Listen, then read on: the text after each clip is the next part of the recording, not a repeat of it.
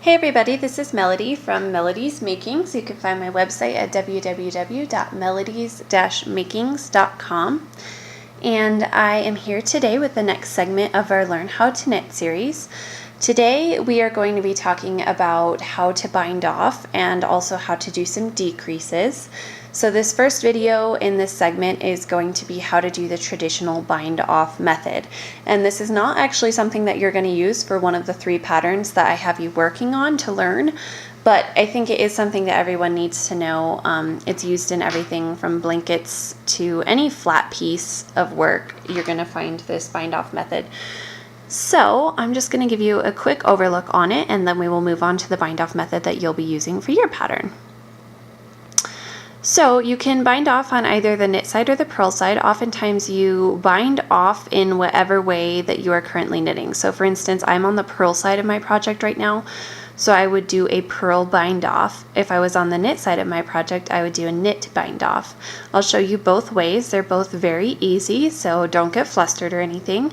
I'm going to start with a knit bind off to give you an idea. So basically all you do is you go ahead and you knit 2 stitches.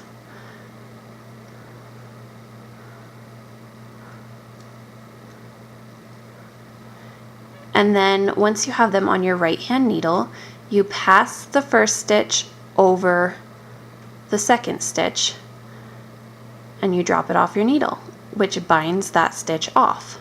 So I'll show you that again. You knit your next stitch and then you pass the first stitch. Oopsie, doing this on a camera isn't always easy. And then you drop it off.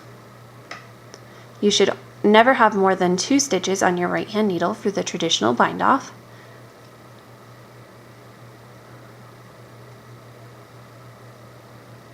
So that's that. That's how you would do it if you were knitting. Now if you're purling, your yarn is obviously going to be in front, and a bind off as if to purl would just be to purl both stitches and then do the exact same thing. Drop the second stitch off the needle over the first stitch.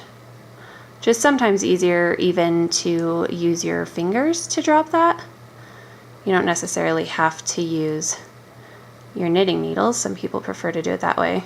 Well, that was a really poor example, but you get the idea. I'm obviously better with my knitting needles.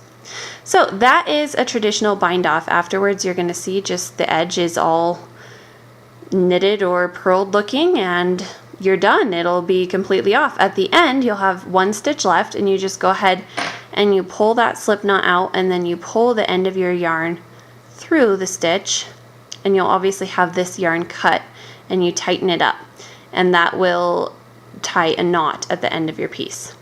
So that is the traditional bind off method, and check out the next video in this blog for the 3 needle bind off method, which we will be using for the bonnets that we're currently working on.